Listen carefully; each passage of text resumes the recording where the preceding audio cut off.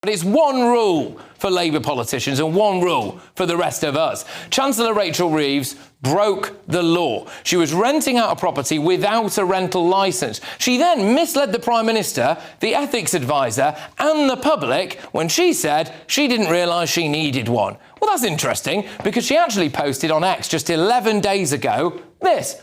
I welcome Leeds City Council's decision to expand their selective landlord licensing policy. This means private landlords in the area will be required by law to obtain a licence.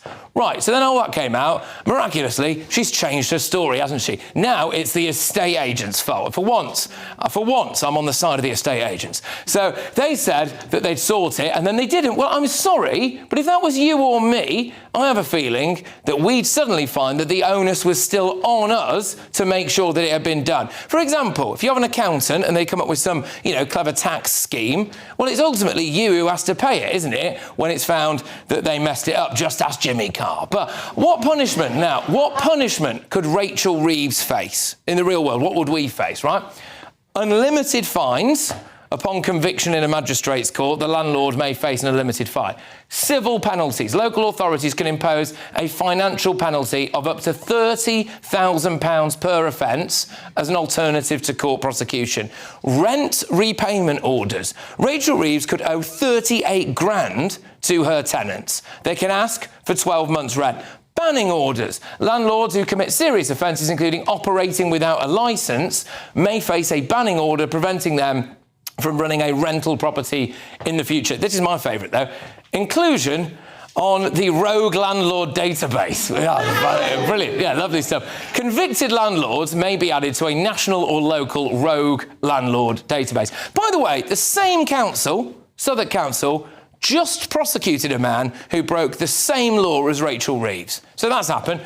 Do we think she'll face any punishment? No, she won't, will we? Because she's a Labour Chancellor, and Labour, though, have spent the last few years calling for everyone to resign for everything. I mean, so has Keir Starmer.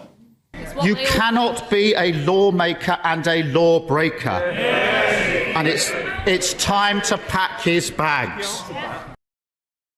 She's a lawbreaker. Is she packing her bags anytime soon? But this is fine. He'll back her, though. In fact, he has backed her. This is just the latest time, though, that the law hasn't applied to a Labour politician. David Lammy went fishing without a rod licence. There you are. It was. Don't worry, everyone. It was an administrative error. It was an administrative error. He could have been fined £2.5 grand. No punishment. But they're all at it. The corruption minister had to go over allegations of corruption, which she denies. The transport minister went over low-level insurance fraud. A housing minister and Deputy Prime Minister Angela Rayner had to go over a problem with her housing. The US ambassador, Peter Mandelson, went because of his links to Jeffrey Epstein. And the Prime Minister claimed he knew nothing about that. Oh, I didn't know anything. Well, we all knew. We all knew. Everyone in this room knew. We've had the China spy scandal, Lord Ali's freebies, beer and Cormagate in Durham, the potential COVID rule breaches. It's relentless. I think this is the most crooked government that we have ever had. Let's get the views of my panel.